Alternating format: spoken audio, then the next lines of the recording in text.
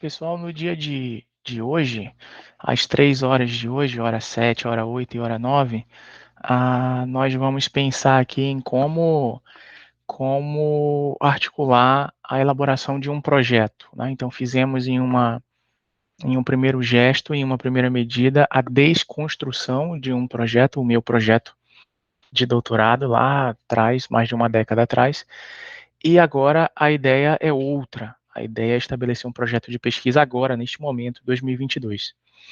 E as coisas agora são bem diferentes. Por que as coisas são bem diferentes? Porque as regras da CAPES mudaram, porque a era digital, vamos chamar assim, impuseram determinadas plataformas de busca.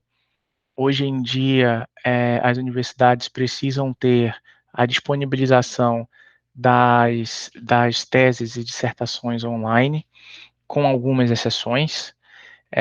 Há algumas dissertações que podem não ficar disponíveis por alguns motivos, como patente, por exemplo, mas isso é totalmente diferente lá de 2004. Vou falar aqui o ano, né? O ano que eu terminei meu mestrado. Então, lá em 2004, eu entreguei a dissertação física, eu entreguei um CD, mas não havia disponibilização disso online. Hoje, isso é obrigatório. Hoje, inclusive, há a possibilidade, depois da pandemia, já legalmente, em várias universidades, inclusive na minha universidade, na universidade onde eu trabalho, de fazer banca virtual. E banca virtual, ao contrário do que muita gente pensa, não é apenas um professor estar na banca virtualmente.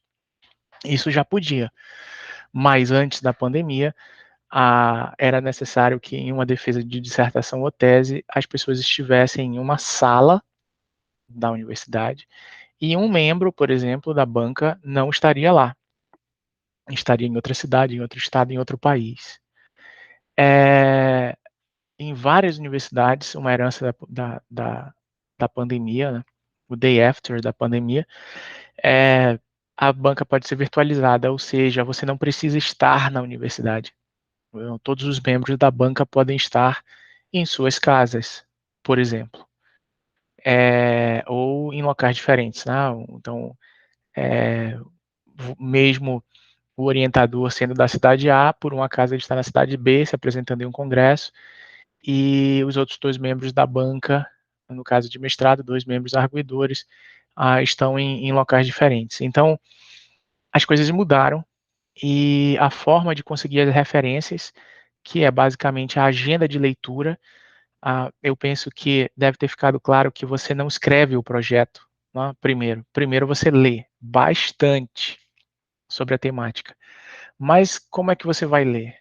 No projeto que eu desconstruí, todos os itens das referências são livros. Era uma outra época. Inclusive, vários dos livros ali eram cópias. Ah, todo mundo sabe o que é cópia, né? Tô brincando, mas assim, hoje em dia as pessoas leem em PDF.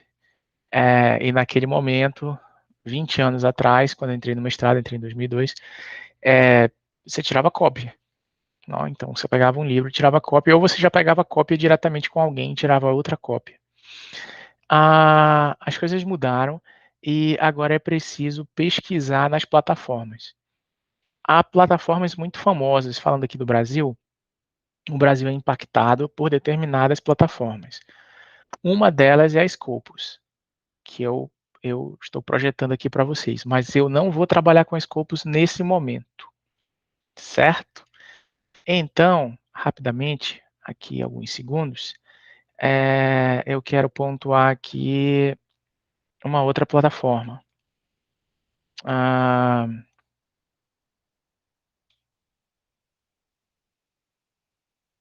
Web of Science.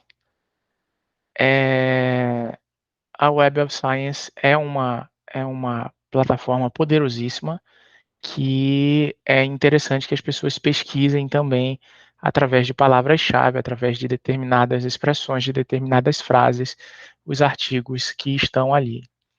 Muito bem. Só que há um problema. Vocês devem ter percebido que essas plataformas são internacionais. Tá? E o problema nem é a língua, nem vou falar aqui sobre a língua. Vou imaginar que está todo mundo lendo em outra língua. e o inglês é a principal língua, embora o espanhol seja fundamental. E em determinadas áreas, o alemão e o mandarim também sejam ainda mais fundamentais. Na nossa área, na área de humanas, de humanidades, na área de letras, de linguística, em regra, o inglês leva certa vantagem de poder. Né? Pontuar que a questão aqui é sobre poder. Mas há uma outra questão aí, há um outro problema sobre o poder, o pagamento. Várias dessas plataformas, dessas revistas internacionais com alto fator de impacto, o chamado fator H, o fator H é uma equação que mede o impacto daquele periódico, daquela revista, daquele journal, daquele autor. Há inclusive gente que defende aqui no Brasil, gente de poder, lá em Brasília, na CAPES, que defende que os professores que deveriam ganhar bolsa para fazer pós-doutoramento no exterior seriam os professores com fator H alto. Black Mirror. Né? Então, acabar com essa história de projeto, de avaliação, não. Fulano de tal, qual é o fator H dele? O fator H dele é 3 pontos não sei o quê. O outro o segundo lugar foi 2 pontos alguma coisa, então vai ele. E assim, o que é o fator H? Basicamente, assim, muito resumidamente, para não entrar aqui na matemática que vai contra a minha religião, né? Mas é uma matemática bem simples, é citação. É uma série de cálculos feitos com citação. Então, você é muito citado, mas não adianta mandar os seus orientandos citarem você, não. Porque você tem que ser citado fora do seu ambiente de trabalho, você tem que ser citado em outros estados, você tem que ser citado em outros países, e essa citação deve permanecer. Então, o Paulo Freire está bem, porque o Paulo Freire é muito citado no Brasil e no exterior. Todo ano, o Paulo Freire já morreu, ele continua sendo citado. Então, vocês devem ter percebido aí o drama de quem tem que conviver com o fator H. O drama dos programas de pós-graduação que brigam por uma determinada nota aqui no Brasil, e dessa nota depende o dinheiro que eles recebem e a quantidade de bolsa de estudos que eles também recebem para alocar para os alunos deles. Muito bem. Poderíamos pesquisar aqui no Web of Science, tanto quanto no Scopus. Só que, ao fazer isso, nós poderíamos nos deparar com artigos fenomenais, muito bem escritos, com o fator H lá em cima, mais pagos. Então, eu já me deparei com artigos aqui que eu pesquisei na internet e $200. Alguém vai pagar $200? Eu não vou. Bom, o Brasil, muita gente não sabe, tem um sistema de pagamento de periódicos. Basicamente, hoje em dia, antigamente era mais difícil, você precisava levar o computador para a universidade, e aí você tinha que entrar no sistema, né, na Wi-Fi da universidade, na internet da universidade. Imagina quando não tinha Wi-Fi. Você tem que entrar no servidor da universidade, porque ele vai gerar um reconhecimento, né, do IP que está dentro da universidade. Ele pode, inclusive, pedir o seu login de aluno ou de professor, que é o seu e-mail. E aí ele libera aquele artigo. Aquele artigo custa $70. O governo brasileiro paga para que um estudante brasileiro, que é um professor brasileiro, faça o download daquele artigo. Por quê? Lendo artigos de alto impacto, você vai produzir artigos de alto impacto. É a lógica da equação. Tá? Mas isso sempre acontece? Claro que não. Vocês conhecem aquelas piadas sem graça de estatística? Que dois estatísticos foram cruzar um pequeno rio, um córrego, e não sabiam nadar. E pensaram que estava tudo bem, porque a profundidade média era de 1 metro, mas morreram afogados. Por quê? Porque era a profundidade média. Não era a profundidade máxima, era a profundidade média. Aí eles chegaram num determinado ponto que a profundidade era de 10 metros, caíram lá e se afogaram. Não tem graça nenhuma, mas é só para mostrar que a estatística não dá conta dos dados. A estatística, quem é professor sabe disso muito bem, né? Porque conhece problemas na sala de aula que não estão na estatística. Bom, isso é o passado aqui no Brasil, o governo fazia isso, ele ainda faz. Só que o governo brasileiro tem isso, né? Aliás, isso é muito legal, eu acho, eu fico muito orgulhoso, assim, toda vez que eu encontro com professores estrangeiros, se a gente recebe professores estrangeiros na reitoria, tem alguma cerimônia, e a pessoa chega e pergunta, né, o que você faz? Você é professor de quê? Você fez doutorado aonde? Você escreveu sobre o quê? E aí eu começo a falar, foi aqui no Brasil, tem um estado tal, fui para lá, fiz um mestrado, fiz um doutorado, não sei o quê, fui bolsista. A pessoa olha, você não pagou? Não, não. Não, explicar aqui a semântica. Eu fui bolsista não é porque eu não paguei, porque a universidade brasileira é pública, no sentido de que eu não pago mensalidade. Mas eu fui bolsista no mestrado, eu recebi 24 parcelas de uma pochete, não foi uma bolsa. Porque não era o suficiente para eu pagar aluguel, não dava. Então, os bolsistas brasileiros sofrem muito e, na minha época, já trabalhavam escondido. Bom, o que aconteceu? O governo brasileiro aperfeiçoou o acesso às plataformas pagas. Então, hoje em dia, você pode acessar de casa, da página da CAPES. Você vai lá, faz a pesquisa e faz o login. Né? As universidades estaduais e federais têm esse mecanismo. E você consegue baixar os arquivos, os artigos. Só que a gente está falando do Brasil. O Brasil é um país no mundo. E nos países onde não tem bolsa, ou quando tem bolsa, é porque você não vai pagar a mensalidade.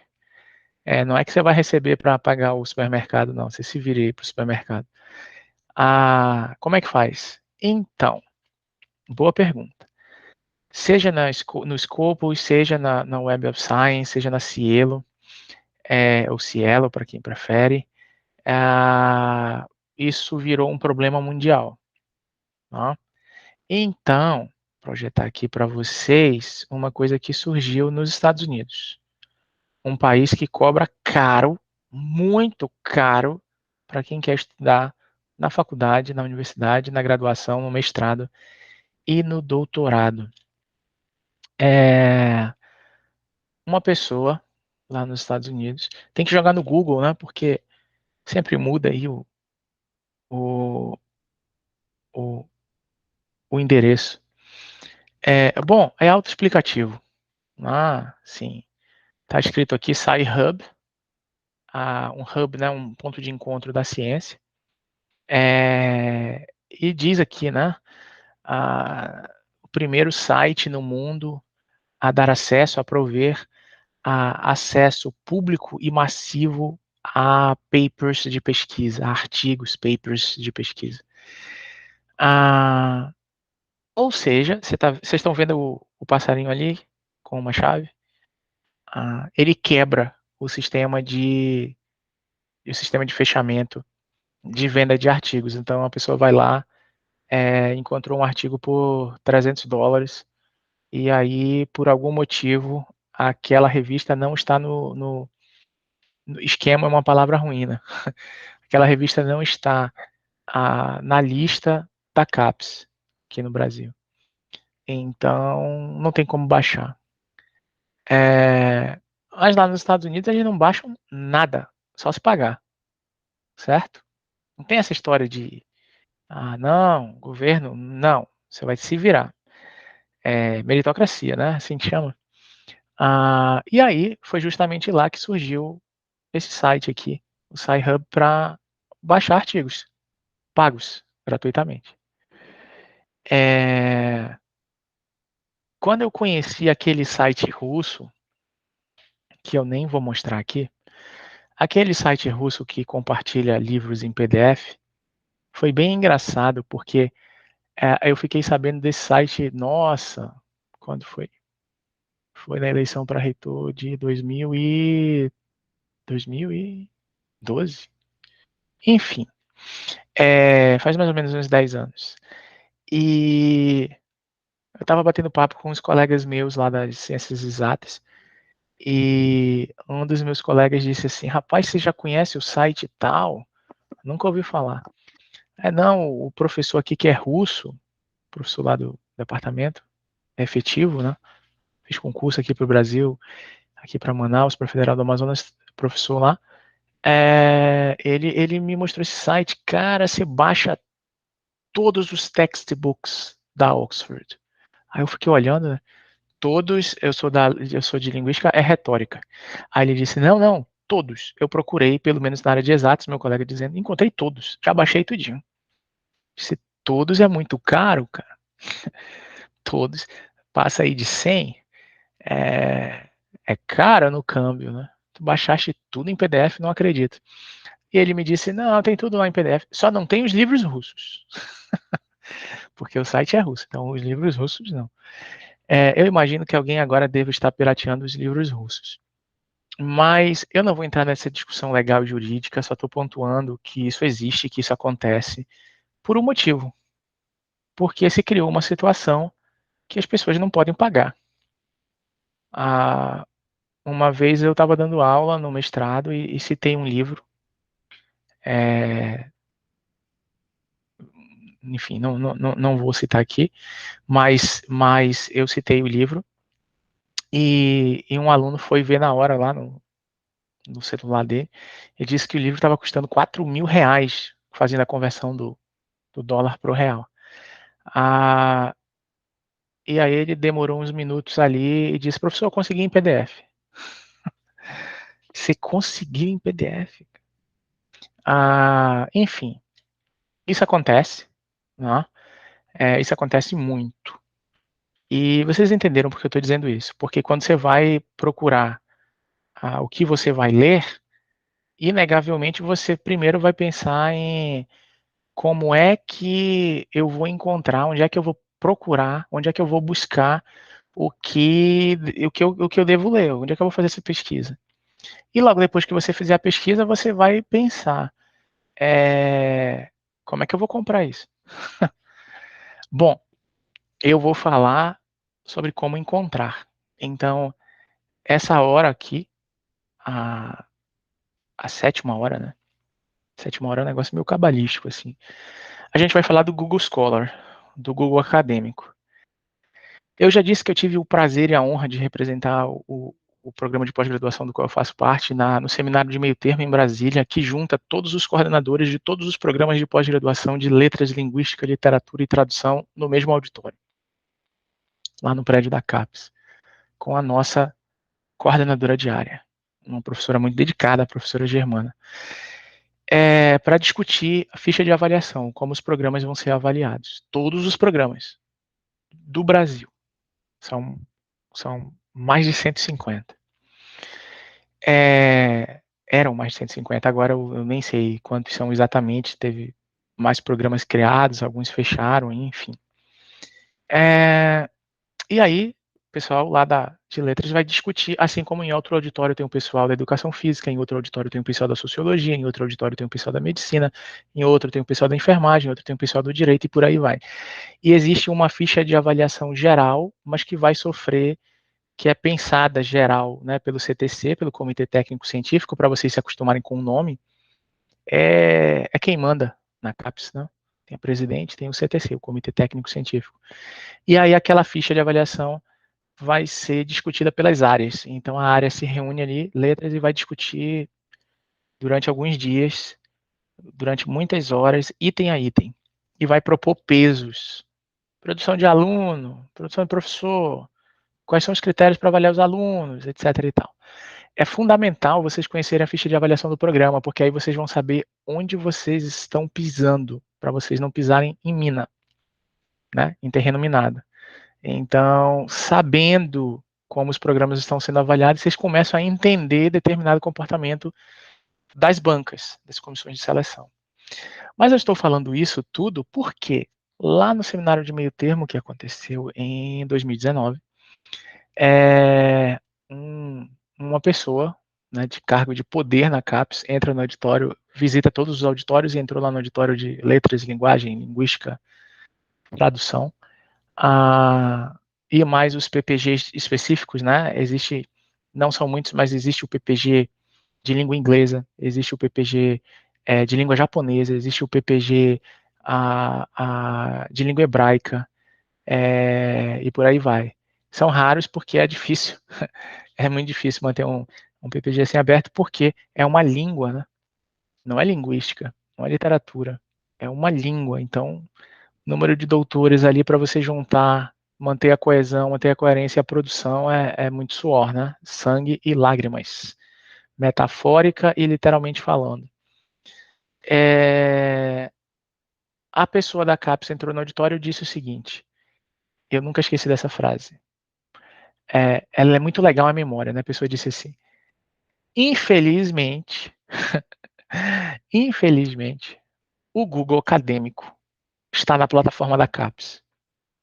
Ou seja, nós estamos usando, eles lá, né, a CAPES está usando o Google acadêmico para varrer, para encontrar papers, artigos, journals, etc.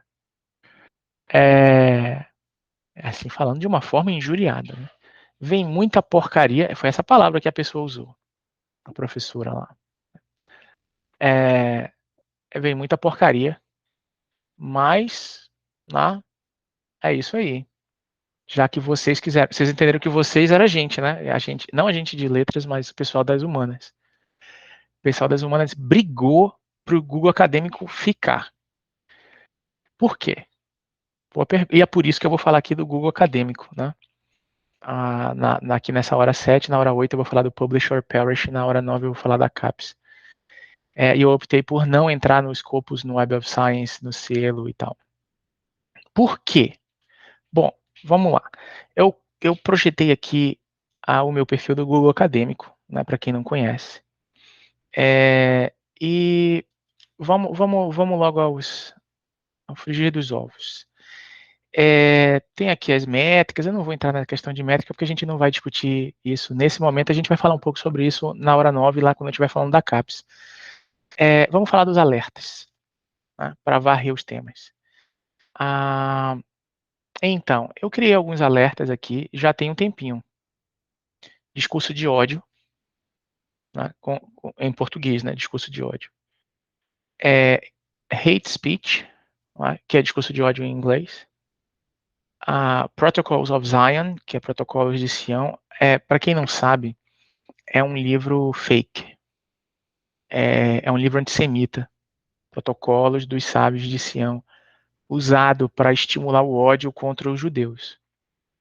É um livro falso, tá? Mas que fez muito estrago. E ainda faz. É vendido por aí e tal. E eu venho pensando sobre esse texto, eu venho pensando sobre o discurso de ódio já tem um tempinho, tem uns 2 anos. Tem pouco tempo, assim, não é uma década não, mas tem um tempinho. E aí, o que eu faço? Eu fico pensando, eu fico mitigando, eu fico refletindo, fico vendo os textos, fico vendo filmes, fico conversando com as pessoas e fico usando as plataformas. Scopus, Web of Science, Cielo, Google Acadêmico. Então, o Google vai lá e dispara alertas. Muitas vezes é todo dia. Ele faz uma varredura no sistema de busca do Google e puxa lá artigos, reportagens, livros, teses, dissertações que tenham esse termo, discurso de ódio, hate speech, Protocols of Zion, quer dizer, Protocols of Zion, o Protocolo dos Sábios de Sião é um livro que divulga o discurso de ódio. Então, eu pensei, eu acho que tem gente escrevendo. Vou procurar, vou botar aqui um alerta no Google Acadêmico que o Google manda para o meu e-mail. E aí eu vou lá e vejo, isso aqui não me interessa, isso aqui interessa, aqui não me interessa, se me interessa, faço uma varredura assim, né, pelo título e pelo pequeno resumo e vou atrás do texto. E faço um download e ponho numa pasta e vou lendo. Encontrei uma tese interessante, vou lendo. Encontrei um periódico, uma revista interessante que fez um dossiê só sobre discurso de ódio. Vou lendo. E aí vou tecendo algumas considerações para eu pensar no projeto de pesquisa. Eu poderia pensar no artigo, né? Ou eu poderia pensar num projeto de pesquisa para abrigar, para transformar isso num escopo, né? Para transformar isso num abrigo de orientação, esse é o termo, quando sai no edital, no programa do qual eu faço parte, o PPGL, Programa de Pós-Graduação em Letras, sai lá os abrigos de orientação. Então tem lá linha de pesquisa linguística, linha tal, abrigos de orientação do professor Leonardo, eu coloco lá, análise de discurso Foucaultiana, abrigo de orientação 2, discurso de ódio. E aí os candidatos olham e preparam projetos para aquele escopo, porque eles sabem que eu vou trabalhar com análise de discurso e vou trabalhar com discurso de ódio. E isso acontece com todos os professores, né? Todo mundo coloca lá os seus abrigos de orientação. O outro alerta que eu coloquei, o último aqui, foi nonsense. Eu coloquei nonsense por quê? Porque eu tenho um delírio no bom sentido. O que é um delírio no bom sentido? Você começa a viajar, né, por assim dizer. Você começa a pensar. Eu ouvi no supermercado, ouvindo a conversa dos outros, a pessoa disse assim, mas isso não faz sentido? Aí alguém disse depois em outro supermercado, isso é nonsense, eu achei bonitinho. Isso é nonsense. As pessoas usam nonsense, né? Que é sem sentido. Mas existe algo sem sentido? De fato existe? Comecei a pensar sobre isso. Vou criar um alerta lá no Google Acadêmico. E meu interesse começou a crescer sobre nonsense. Eu estou estimulando esse delírio na minha mente. Talvez eu escreva uma tese para professor titular, se ainda houver isso no Brasil. Né? Brincadeira, vai haver. Não vão acabar com as universidades. Daqui a 8 anos. 8 anos. Enfim, não vamos falar sobre progressão e promoção de professores agora, mas eu tinha vontade de não fazer um memorial, mas fazer uma outra tese para ser professor titular. E eu pensei sobre algumas temáticas e pensei num fenômeno, enfim, não é nem uma questão de fenômeno, mas pensei numa peculiaridade da linguagem, que é o que as pessoas nominalizam, que as pessoas categorizam como nonsense. Certo? Muito bem. Então, assim, criei esses alertas, ok? E esses alertas vão me levar a uma série de resultados, certo? Muito bem. Deixa eu parar aqui a apresentação e mostrar aqui para vocês, na prática, como é que eu comecei a pensar sobre como elaborar um projeto de pesquisa sobre determinadas questões. Na verdade, o meu projeto de pesquisa é sobre discurso de ódio, né? Eu estou interessado em pensar sobre discurso de ódio e eu penso que eu devo fazer isso um abrigo de orientação nos próximos anos e orientar mestrandos sobre isso. Então, o que eu faço? Eu juntei, né, no PDF, vocês podem ver aqui, ó. Eu vou colocar esse artigo, tá? Disponível para vocês. Eu coloquei aqui no canal, na descrição do canal, um link para um, um canal também, né? Se chama canal do Telegram, onde eu posso colocar arquivos. E eu vou colocar lá, tá? Quem quiser. Esse arquivo aqui que eu estou mostrando para vocês, que tem 63 páginas, que é basicamente a compilação dos 63 e-mails mais recentes. Eu não peguei todos, tá? Porque senão eu nem não se preocupem, eu não vou passar slide aqui de 63 páginas, não vou torturar vocês. Mas assim, são os mais recentes e eu vou ticando, eu vou dando amarelo assim neles.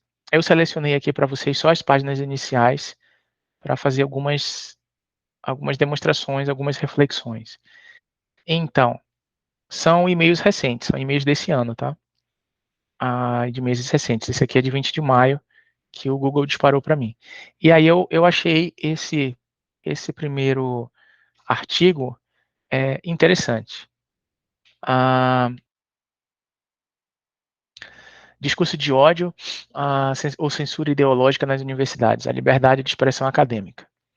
Obviamente, bati o olho, me interessou. Lá, como é que é isso, né? Discurso de ódio ou censura ideológica nas universidades. Vou citar um exemplo aqui no Brasil. Né? Eu baixei esse texto para eu ler. E aí eu começo a pensar sobre isso, começo a fazer jogos de referenciação com situações da realidade aqui no Brasil, e não necessariamente com outros artigos, mas com o que eu estou vendo, e com outros artigos também. E eu me lembrei, anos atrás, que havia eu vou falar o nome dele, havia enfim, uma pessoa que escrevia livros chamado Olavo de Carvalho. E o clima no Brasil é um clima de animosidade, né, vocês sabem, nos últimos anos. E algumas pessoas em algumas universidades tentaram exibir um documentário, um filme, enfim, um filme em formato de documentário, sobre a vida, a obra do Olavo de Carvalho. Algumas pessoas também tentaram fazer trabalhos acadêmicos. Aliás, tem muito trabalho acadêmico sobre o Olavo de Carvalho, de crítica, né? Mas algumas pessoas tentaram fazer trabalhos de mérito, ou seja, trabalhos para chamar a atenção para uma suposta relevância. E aí isso criou uma animosidade em algumas universidades, teve quebra-quebra em algumas universidades brasileiras, e isso é sempre problemático. Né? Bom, e o grupo que queria divulgar a obra do Olavo de Carvalho começou a dizer que isso era censura. E o grupo que não permitiu a exibição do filme disse que isso era um cuidado, né? Um cuidado acadêmico para algumas coisas não entrarem na universidade. Muito bem, isso já faz um tempinho. O Olavo de Carvalho já até faleceu e, e não vou falar sobre ele. Mas recentemente, nos últimos dias, hoje é quarta. Eu não me lembro quando foi, mas houve uma animosidade aqui no Brasil, porque um político paulista, vou falar o nome dele, chamado Fernando Holliday, havia sido convidado para, enfim, palestrar, fazer um debate, eu não sei qual era o formato ali, entrevista, não sei, em uma universidade e não deixaram. Tá? Para quem não sabe, Fernando Holliday é uma pessoa, é um político negro que é contra as cotas raciais, por exemplo. E eu não se preocupem, eu não vou fazer uma análise teórica sobre isso. Eu vou dizer uma coisa, dar uma sugestão para vocês. Vocês podem jogar no Google, né? A gente está falando aqui de Google acadêmico. Existe uma entrevista, existe um podcast de um cantor de rap no Brasil chamado Mano Brown. Ele canta em um grupo chamado Racionais. Olha o nome do grupo, Racionais, Racionais MCs. E, inclusive, eles são muito bem referenciados na Unicamp, né? Você está aqui, a Unicamp, que já usou textos, se eu não me engano, ainda usa textos deles no vestibular, lá da Unicamp. Mas eu estou falando isso por quê? Porque esse cantor, o Mano Brown, que é um cara fora, assim, da inteligência, né? Um cara fora do cânone universitário, não é um acadêmico e tal, ele tem um podcast, na minha opinião, vou dar minha opinião aqui, muito bom. E sabe por que é muito bom? Não é porque ele fica teorizando, não é isso não. Porque Habermas disse aquilo, Paulo Freire disse aquilo, não é isso não. É porque ele faz uma coisa muito difícil, eu acho. Ele consegue conversar com as pessoas. E há, no podcast do Mano Brown, uma entrevista. Ele entrevistou esse político chamado Fernando Holliday, que é um político que, como eu disse, não foi permitida a entrada dele em uma determinada universidade. E eu vou falar uma coisa para vocês, foi uma das melhores entrevistas que eu ouvi na última década. Por quê? Porque é uma entrevista, ou seja, é um espaço onde alguém pergunta diretamente, francamente, objetivamente, com educação, mas sem tergiversar, faz a pergunta e o convidado responde. Eu não sei se era isso que iriam fazer na universidade com o político. Mas eu sei de uma coisa: na universidade ou fora dela, é muito difícil fazer isso. É muito difícil duas pessoas sentarem e, de fato, haver um debate.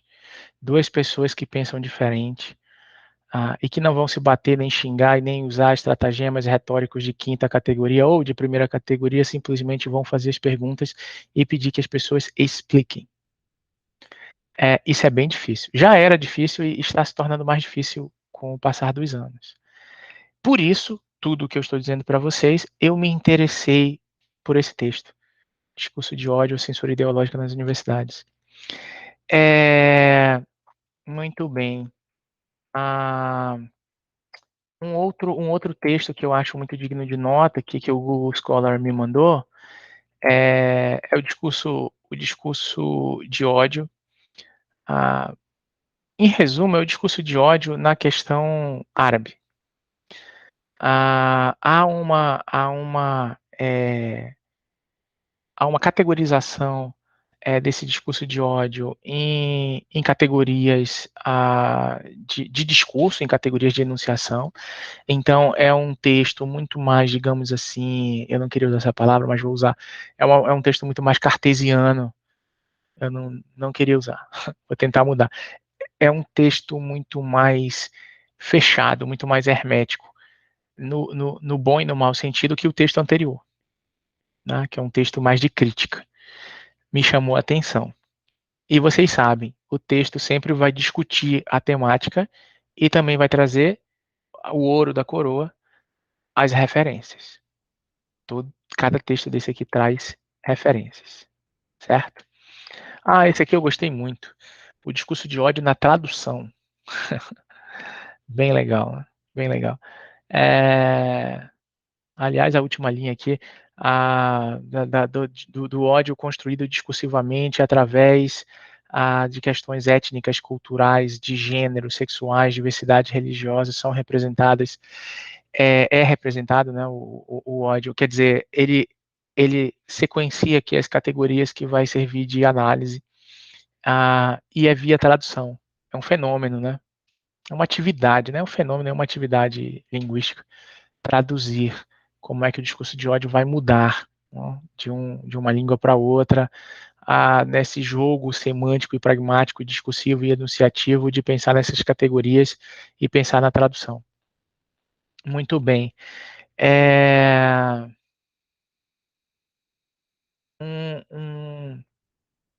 Falar aqui do Tutsi. Vou lá esse primeiro aqui, as línguas etíopes. A Etiópia. Um artigo que fala sobre a questão do ódio, do discurso de ódio, do streaming hate, né, do streaming de ódio, com a questão Tutsi na África. Para quem não sabe, né, houve o genocídio entre duas etnias em Ruanda, e isso me chamou muito a atenção, porque a minha ideia em estudar o discurso de ódio era basicamente entender como o discurso de ódio funciona. Aquela famosa frase do Foucault, que analisar discursos é descrever o poder. Então, como é que isso funciona? Como é que alguém vai ser odiado? E como é que eu poderia estudar isso? Como é que eu poderia montar um projeto de pesquisa sobre isso? Bom, um outro é sobre a hermenêutica crítica do Habermas, um teórico com o qual eu tenho alguma intimidade, na questão do discurso de ódio na linguagem, na identidade política, no Facebook, na Indonésia. Eu me interesso por textos que usem Habermas, porque eu acho a teorização dele interessante. A perspectiva da ação comunicativa, a teoria da ação comunicativa, eu acho bem interessante. Então, peguei esse para ler também. Mas eu queria pontuar aqui para vocês, vou mostrar um último aqui. Orientação sexual, não vou falar de orientação sexual. Esse aqui, vou botar aqui para o Brasil. Racismo e o comportamento do judiciário. Racismo e o comportamento do judiciário frente aos programas humorísticos. Tá? Brasil. Bom, qual era a minha ideia? Era ler sobre quem está pesquisando sobre discurso de ódio, certo? Então, entender as referências que estão postas lá, entender como essas pessoas estão tratando as teorias para analisar o discurso de ódio. Então, se vão trabalhar com Habermas, se vão trabalhar com linguística, se vão trabalhar com alguma teoria que se aproxima das questões jurídicas, se vão fazer uma metodologia de triangulação, se vão fazer uma metodologia documental, bibliográfica, enfim, ler, entender o estado da arte, né? Como as coisas estão para quem pesquisa isso. E quem está fazendo isso, onde? Isso é um outro radar, né? Que universidades, que professores estão orientando no Brasil, no exterior e tal. Há um detalhe importante. Quando eu falei lá dos alertas que eu criei dois, eu criei um em inglês e um em português, né? Discurso de ódio e hate speech. Mas eu não criei protocolos de sábios de Sião, eu só criei Protocols of Zion. Por quê? Porque eu já sei, não vou comentar aqui, mas eu já sei que estudos sobre um livro que engendra um discurso de ódio, no caso contra os judeus, Protocolo de Sábios de Sião, é muito mais estudado em outros países que no Brasil. Isso é bem interessante, né?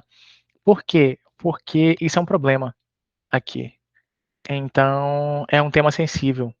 É um tema que as pessoas relutam em estudar. Não necessariamente que a pessoa teria dificuldade de entrar em um programa de pós-graduação para estudar isso. Poderia até entrar, né? Mas não é um tema simples aqui no Brasil. Aqui no Brasil vai se categorizar, por exemplo, vai se falar muito do judiciário. As universidades brasileiras falam muito do judiciário. Muito. Coisa que deve começar a acontecer nos Estados Unidos. Quando eu digo começar, é claro que já acontece, o judiciário já é muito estudado discursivamente, politicamente nos Estados Unidos, mas mudou, né?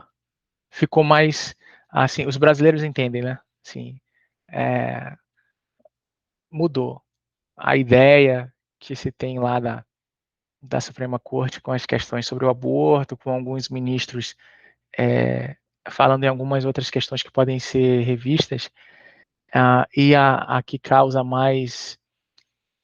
Eu duvido que se reveja a questão de contraceptivo, mas a questão do casamento gay está sim no radar, até porque politicamente isso traria benefício para um partido político específico nos Estados Unidos.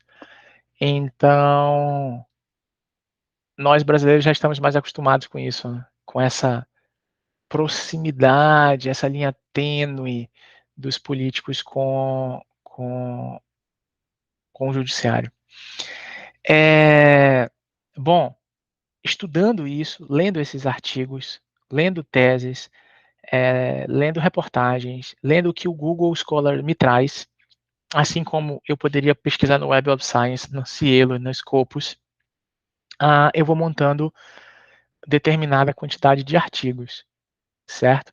O Google já faz um rastreio, então ele não vai trazer tudo, né? Porque senão não dava. Ele já faz um rastreio, ele já traz num determinado ranking. Então, qual é a primeira coisa a se fazer? Né? Aliás, quais são as duas primeiras coisas a serem feitas? Uma, eu preciso pensar na teoria. Então, assim, há as teorias com as quais eu tenho mais intimidade e as que eu não tenho. Mas como é que se escolhe a teoria? Um erro muito perigoso em pesquisa é eu escolher uma teoria a priori. Então, assim, eu sou freiriano. Sim, sou, mas assim, eu nem sei o que vai aparecer aí de dado. Será que o Paulo Freire dá conta? Porque o Paulo Freire não é onipotente, né? Dependendo do que vai aparecer aí, você vai tratar de dificuldades de virtualização, você vai tratar de política pública numa questão mais técnica, uma tecnicalidade que não traz o engendramento social, crítico, etc., de conscientização do Paulo Freire, então não seria ele a ser usado, teria que pensar em outra pessoa.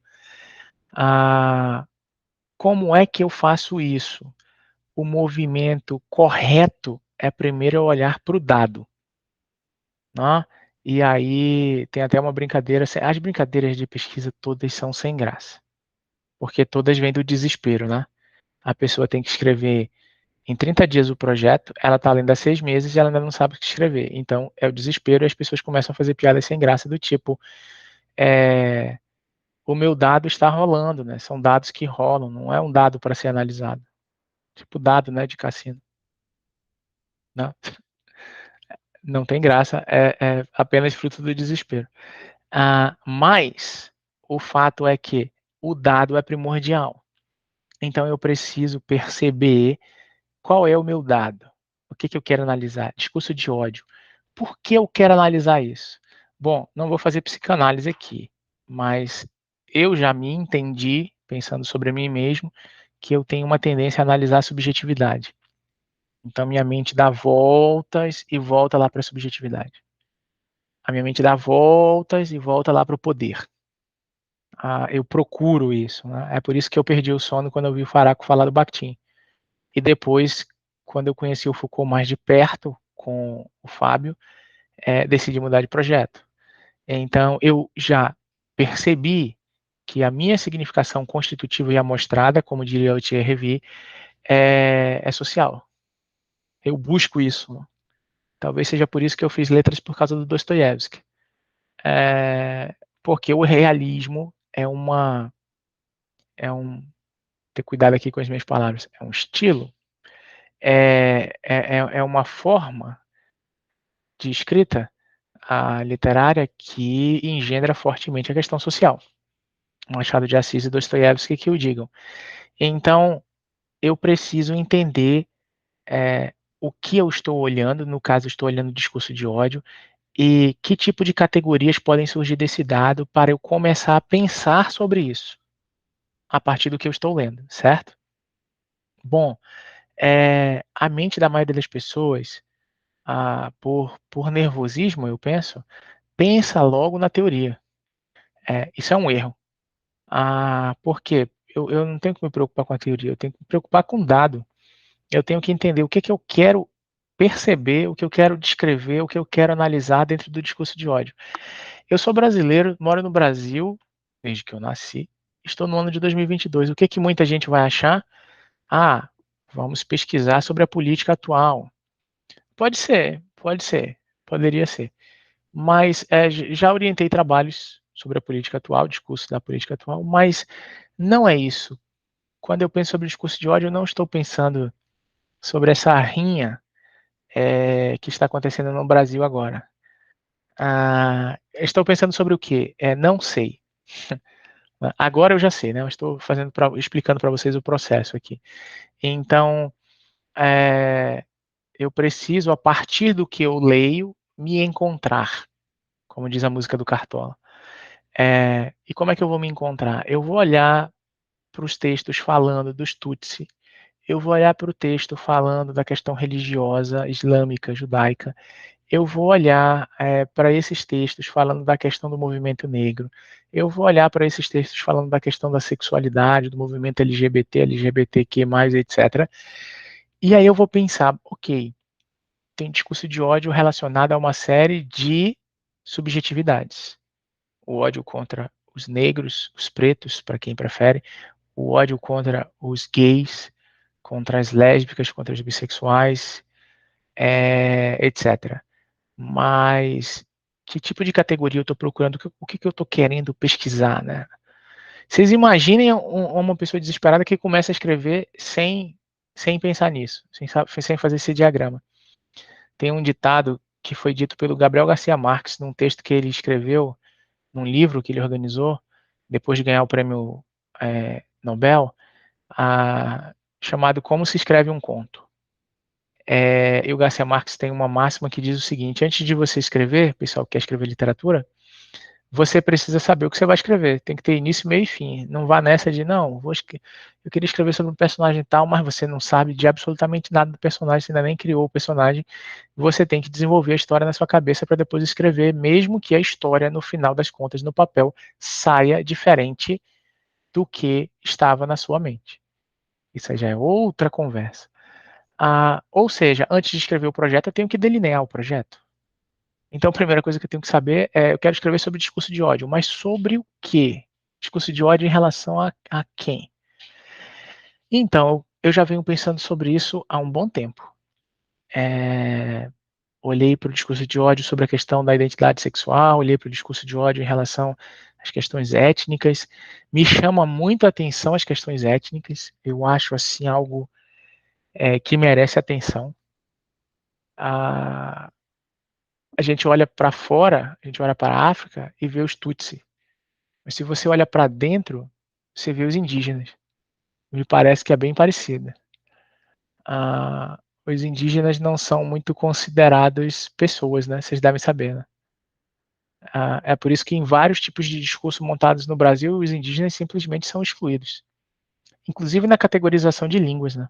Você tem as línguas latinas, neolatinas, germânicas, etc. E aí tem as línguas indígenas. Mas as línguas indígenas são indígenas. Aí você vai começar a ver as propriedades linguísticas delas. Olha só, aqui tem uma descrição mostrando uma língua fortemente tonal. Então, isso aproximaria as línguas indígenas das asiáticas? Neste sentido, sim. Sim, com certeza. Tem um jogo de tonalidade muito parecido com as asiáticas. O pessoal da antropologia adora, né? É porque o homem que migrou e tal, pelo Estreito de Bering. Não vamos chegar nessa viagem de tantos milênios atrás. Bom, depois de pensar muito sobre discurso de ódio, isso tem durado mais que meses, já tem durado há um pouco mais de um ano, de forma mais profissional, eu venho fazendo, porque é preciso lembrar, né? Meu intuito aqui, o que eu vou fazer com isso? Não tenho a menor ideia. Mas eu pensei no pós-doutoramento, então por isso eu tive um cuidado muito longo com isso. Se fosse para um mestrado, que é um tiro mais curto, eu poderia mitigar isso em alguns meses. Né? Então, vou ler sobre o discurso de ódio e vou estabelecer determinadas categorias. Bom, eu não sei se vocês estão prestando, vocês conseguem enxergar, eu não sei, mas tem 3 abas abertas aqui, né? Discurso de ódio, nonsense, vou até fechar nonsense aqui, que isso é para quando eu for titular. E protocolos de Sião, Protocols of Zion. Por que eu abri um alerta no Google Acadêmico sobre protocolos de Sião? Vocês já sabem, né? Porque eu comecei a me interessar sobre o ódio aos judeus. E por que eu comecei a me interessar sobre o ódio aos judeus? Então, é porque o mundo onde eu vivo, onde nós vivemos, é um mundo cristianizado. E Jesus era judeu, né? Certo? Parece que tem gente que não acha. Não sei se vocês já perceberam, mas tem gente que acha que Jesus era cristão. Era mais cristão que judeu. E nasce aí, nesse não dito, que é uma estratégia de discurso, né? Nem tudo é dito, e quando algo não é dito, é para que o dito signifique algo. Vou repetir. Nem tudo é dito, e o que não é dito, assim não é dito, para que aquilo que eu digo signifique algo. Ou seja, se eu começar a dizer o que não é dito, os sentidos vão mudar, certo? Então eu comecei a perceber determinadas frases antissemitas de determinados grupos aqui no Brasil. Comecei a prestar mais atenção a isso. E ao mesmo tempo que as frases eram antissemitas, é bem engraçado. Havia um discurso correlato pró-Israel, que é um país criado, né, recriado, para dar guarida, para dar segurança ao povo judeu que vem sendo exterminado, torturado, assassinado há milênios. Bem curioso, né? Por quê? Porque toda vez que a gente encontra um paradoxo, tem alguma coisa ali digna de estudo. Então, comecei a pensar sobre isso. Comecei a pensar no quê? Comecei a pensar que eu deveria prestar mais atenção no discurso antissemita, porque tem alguma coisa ali, aqui no Brasil, não estou falando do Irã, estou falando aqui do Brasil, que me parece que não é dita claramente. E eu comecei a pesquisar sobre isso. Então, formei uma hipótese. Qual é a hipótese? Né? Ainda não é aquela hipótese bonitinha de 5 linhas, coligando tudo junto, não. A hipótese é basicamente dizer que a, a, existe um antissemitismo peculiar no Brasil. Existe um antissemitismo brasileiro. Essa é a hipótese. E as pessoas podem achar estranho, né? Mas como é que você vai provar isso? Então, no início eu não estou querendo provar nada, só estou querendo pensar. Vamos pensar sobre isso. E fico pensando, né? Fico dirigindo, pensando. Fico comendo, pensando. Fico pensando. Ah, fico conversando com alguns colegas mais próximos. Fico esperando os alertas do Google. Pesquiso no Publish or Perish, que é o nosso assunto já já, daqui a alguns minutos. Fico pesquisando na CAPES. E até que finalmente eu encontro algo, né, que parece corroborar, que parece indicar que a minha hipótese estava certa, que o Brasil tem um antissemitismo brasileiro, que é diferente do antissemitismo iraniano, que é diferente do antissemitismo americano. Aconteceu uma coisa aqui no Brasil específica, que só aconteceu no Brasil. De ódio aos judeus. Aí vem todo aquele discurso, não, mas o Brasil não é um país de ódio, o Brasil não é um país que lincha os negros, o Brasil não tem Ku Klux Klan, o Brasil não tem atentado em sinagogas, tem, assim, não, vocês entenderam, não nesse nível do Oriente Médio. Então, o que aconteceu? Obviamente eu não vou dar spoiler, porque a minha ideia nesta hora era pontuar para vocês a importância do Google Acadêmico, a importância do Google Scholar para pensar sobre determinadas temáticas, né, para construir um projeto de pesquisa. Então, o projeto de pesquisa se constrói não pelo faro, assim, né, não pelo delírio. Então, eu tive uma ideia aqui, queria falar sobre discurso de ódio. Eu vou ver aqui páginas e páginas, centenas de páginas do Google Acadêmico, dos alertas, vou ver no Scopus, vou ver no Web of Science, vou ver na Cielo, vou ver na CAPES, e aí eu vou ficar pensando. Por quê? Porque eu preciso calibrar o meu dado, porque eu preciso perceber que dado de fato eu quero pesquisar no meu projeto.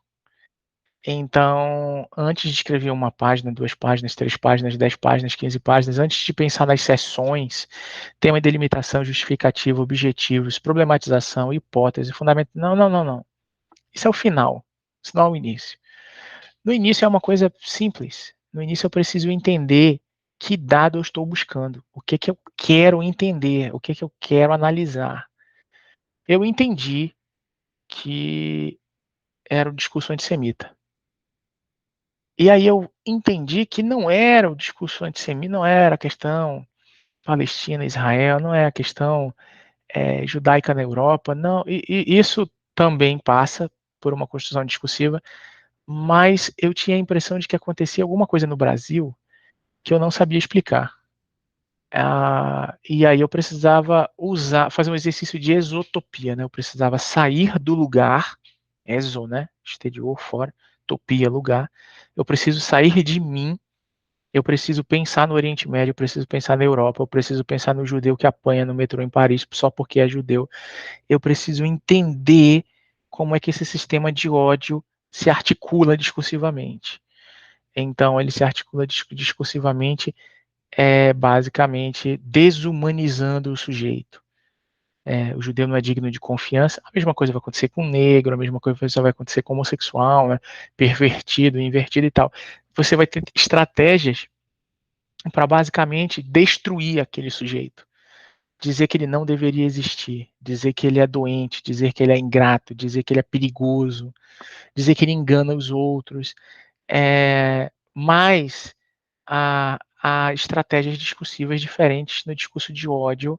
Fui percebendo isso lendo os textos de país para país, de etnia para etnia, de cultura para cultura. a questão dos judeus me chamou a atenção. Por quê? Porque os judeus são judeus, mas eles estão espalhados pelo mundo em cidades diferentes, países diferentes, culturas diferentes.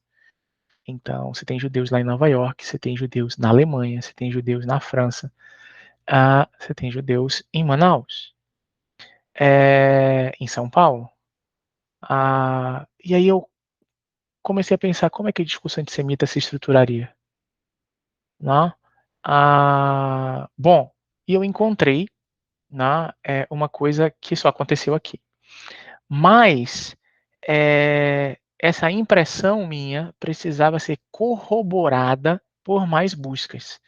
E é por isso que agora, na próxima hora, a gente precisa falar sobre uma busca mais aprofundada de paper, né, com ranking, com fator H, que o Google não faz. Ele não me dá o ranking nessa precisão. Ele faz uma busca do Google, né? Mas existem programas, existem aplicativos que fazem uma busca especializada usando índices de ranking acadêmicos. O mais famoso é o fator H. Então, há um programa chamado Publisher Parish que faz isso com a temática que você quiser, certo? Então, ao mesmo tempo que nós precisamos falar desses aplicativos, desses programas, e da temática que eu estou aprofundando aqui, o discurso de ódio, e já delimitei para vocês que é um discurso de ódio contra os judeus, mas eu preciso ter mais elementos para encontrar um dado mais claro, mais preciso, ao mesmo tempo que eu preciso que esse dado, como uma bússola, como um imã, me aponte a teoria, certo? É, é isso, gente. A gente finaliza aqui essa hora sobre o Google Acadêmico. Eu deixo para vocês lá no canal do Telegram, que está na descrição aqui do YouTube, esse exemplo do Google Scholar, a compilação, né, nessas páginas aqui, nessas 63 páginas, sobre documentos, artigos, papers, reportagens que falem sobre discurso de ódio. Ok? Então, vamos encerrar aqui, e aí a gente passa para o Publish or Perish.